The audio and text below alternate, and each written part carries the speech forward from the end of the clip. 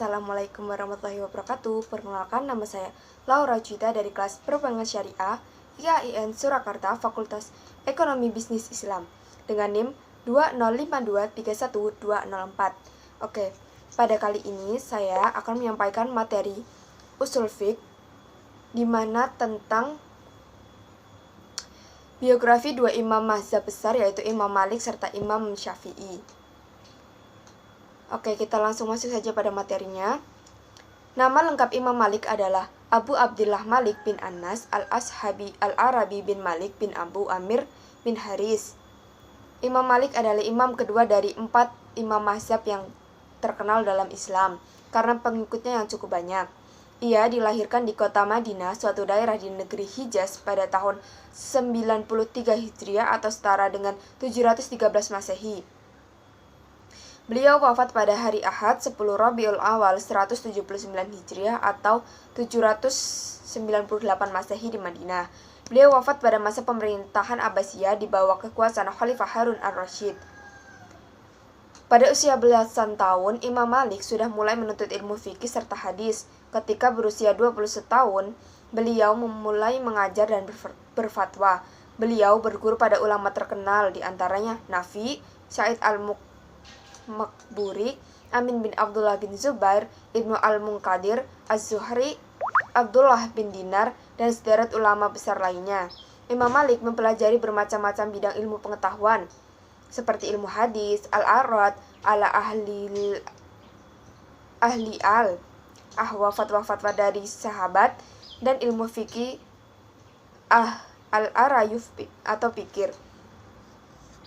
Imam Malik belajar ilmu agama pada ulama Madinah, yaitu Imam Abdurrahman bin Hurmuz, dan juga belajar ilmu hadis pada Nafi Maulana bin Umar dan Ibnu Syihab Az-Zuhri. Dalam ilmu fikih, beliau belajar pada Rabi'ah bin Abdul Rahman yang terkenal dengan Rabi'atul Ra'yi. Banyak murid Imam Malik dari Khorasan, Irak, Syam, tetapi yang paling banyak itu dari Madinah, Mesir, Sinal, Afrikiyah, dan negeri Maghrib. Di antara mereka yang sangat terkenal ada Ishaq bin Abdullah bin Abu Talha, Ayub bin Abu Tami Asyakitiyani, Ayub bin Habibal Juhani, Ibrahim, Uqbah, Ismail bin Abi Hakim, Ismail ibnu Muhammad bin Sa'ad, dan Imam al-Syafi'i. Imam Malik adalah seseorang yang berbudi mulia dengan pemikiran cerdas, pemberani, dan tangguh mempertahankan kebenaran yang ia yakini. Kedalam ilmu menjadikan beliau amat tegas dan beliau amat tegas dalam menentukan hukum syariat. Hal ini tampak pada sikapnya yang menentang sistem pengangkatan khalifah yang tidak dipilih secara Islam. Sebagai konsekuensinya terdapat pada sikapnya, hal ini terlihat dalam beberapa peristiwa. Yang pertama adalah sewaktu salah seorang pembesar Khalifah Abbasiyah meminta sumpah setia atau bait pada penduduk Madinah untuk taat kepada Khalifah. Imam Malik memfatwa bahwa tidak ada paksaan untuk baiat. Akibatnya Imam Malik dihukum.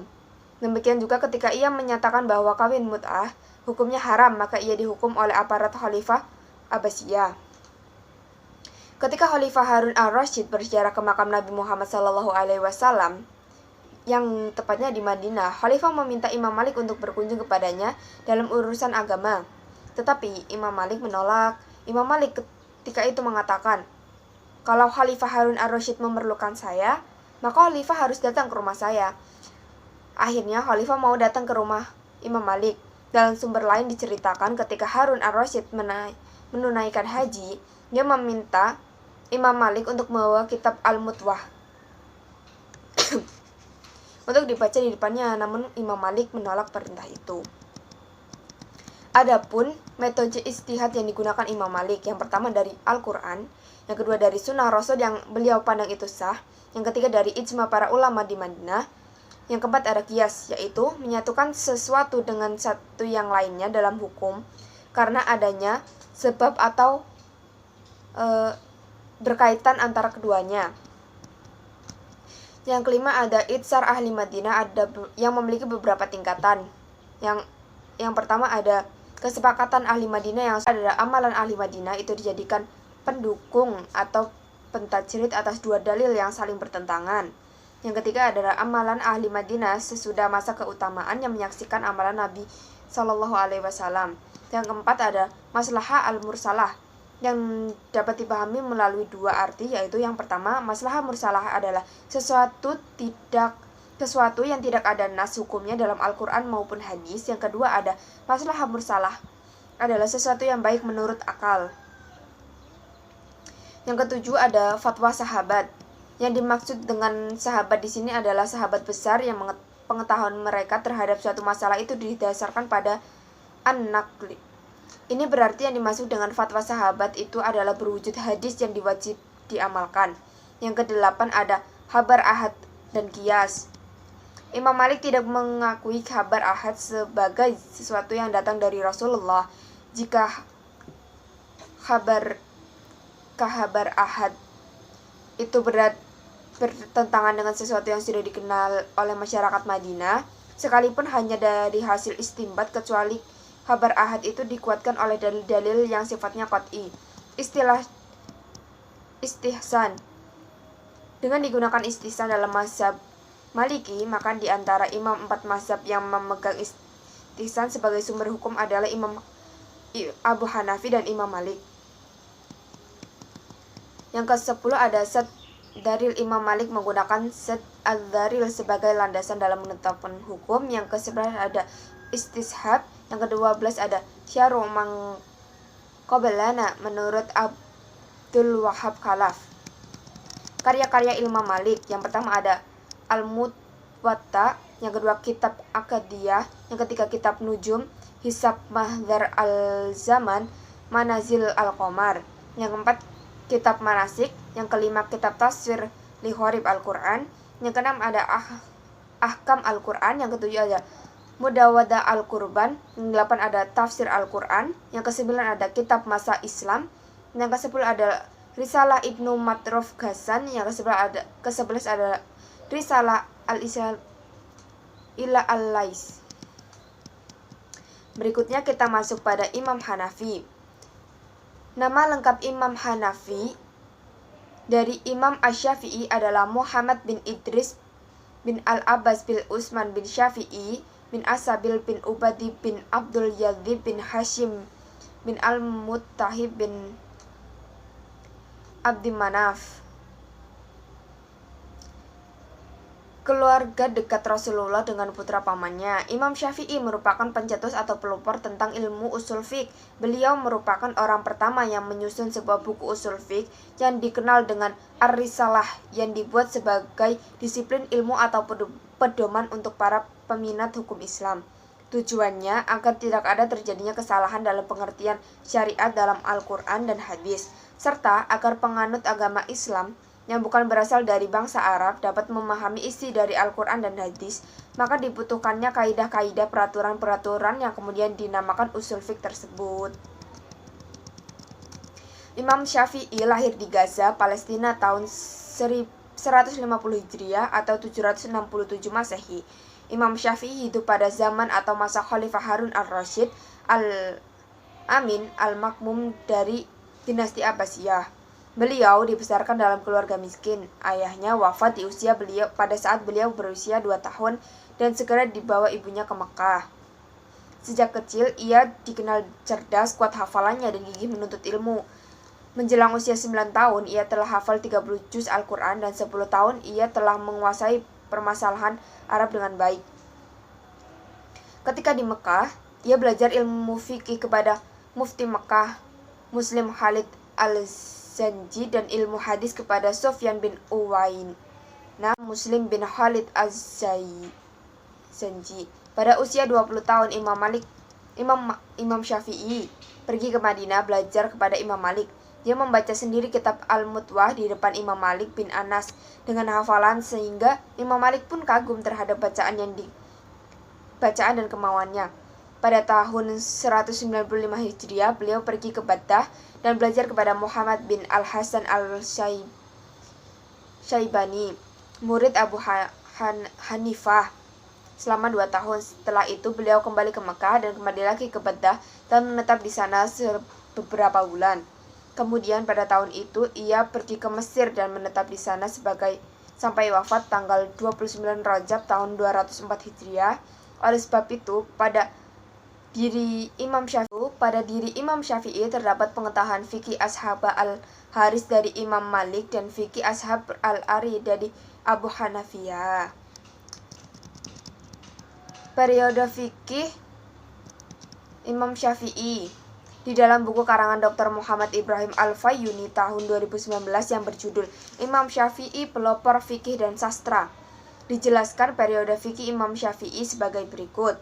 Yang pertama, Mekah adalah periode pertama Imam Syafi'i berpikir dalam bidang fikih setelah meninggalkan kota Baghdad. Dia tinggal di Mekah selama 9 tahun. Yang kedua, periode kedua Imam Syafi'i datang ke kota Badha pada tahun 195 Hijriah.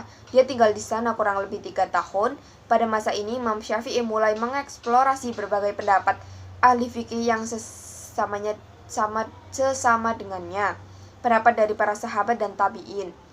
Yang ketiga, periode ketiga Imam Syafi'i menghabiskan periode ini setelah dia pindah ke Mesir pada tahun 199 Hijriah. Di sana dia menetap selama 4 tahun hingga wafat. Imam Syafi'i memiliki 5 sumber yang semuanya dituturkan dalam kitabnya Al-Umum. Dia berkata, ilmu memiliki beberapa tingkatan. Pertama, Al-Quran dan As-Sunnah yang dianggap valid atau jelas. Kedua, ijma. Dan ini berlaku apabila yang sedang digali tidak ditemukan baik dalam Al-Quran maupun Sunnah. Yang ketiga, pendapat salah satu sahabat yang menentangnya. Keempat, sesuatu yang telah disepakati oleh para sahabat Nabi Shallallahu Alaihi Wasallam. Yang kelima, kias. Ketahuilah tidak ada sesuatu yang bisa dijadikan referensi selama ada Al-Quran dan hadis. Cara ijtihad Imam Syafi'i. Yang pertama, dhahir Al-Quran selama belum ada dalil yang menegaskan bahwa yang dimaksud bukanlah dhahirnya. Yang kedua, sunnah Rasul. Syafi'i memperkenalkan hadis ahad selama perawinya kepercayaan, kokoh ingatan, dan bersambung sanad para rasul kepada Rasul. Beliau tidak mensyaratkan selain daripada itu. Yang ketiga, ada ijma. Menurutnya, tidaklah diketahui ada perselisihan pada hukum yang dimaksud. Yang keempat, ada kias. Yang kelima, ada istidlal serta kaul qadim dan kaul jadid. Di dalam buku Dr. Jai Mubarak pada tahun 2000 yang berjudul Sejarah dan Perkembangan Hukum Islam, Ahmad Min menjelaskan bahwa ulama membagi pendapat Syafi'i menjadi 2, kaul qadim dan kaul jadid. Kaul qadim adalah pendapat Syafi'i yang dikemukakan dan ditulis di Irak, sedangkan kaul jadid adalah pendapat Imam Syafi'i yang ditemukan dan ditulis di Mesir. Contohnya dalam masalah tertib wudu. Kaul qadim mengatakan bahwa wudunya tidak tertib karena lupa adalah sah, sedangkan kaul jadid mengatakan bahwa orang yang wudunya tidak tertib meskipun karena lupa itu tidak sah. Karya-karya dari Imam Syafi'i. Imam Syafi'i memiliki karya tulis yang sangat banyak. Yang pertama ada Kitab Al-Umu, yang kedua ada Kitab Al-Risalah Al-Jadid. Kitab ini dianggap sebagai induk kitab usul fiqh. Yang ketiga ada Kitab Al-Musnad. Yang keempat ada Kitab As-Sunnah Ar-Rad Al-Albani Himiyah. Yang kelima ada Kitab Mihnatusi Imam Syafi'i. Yang keenam ada Ahkamul Al-Quran. Oke, sekian itu tadi dari saya. Apabila ada kesalahannya, saya mohon maaf. Dan terima kasih telah menonton video ini. Dari saya terima kasih. Wassalamualaikum warahmatullahi wabarakatuh.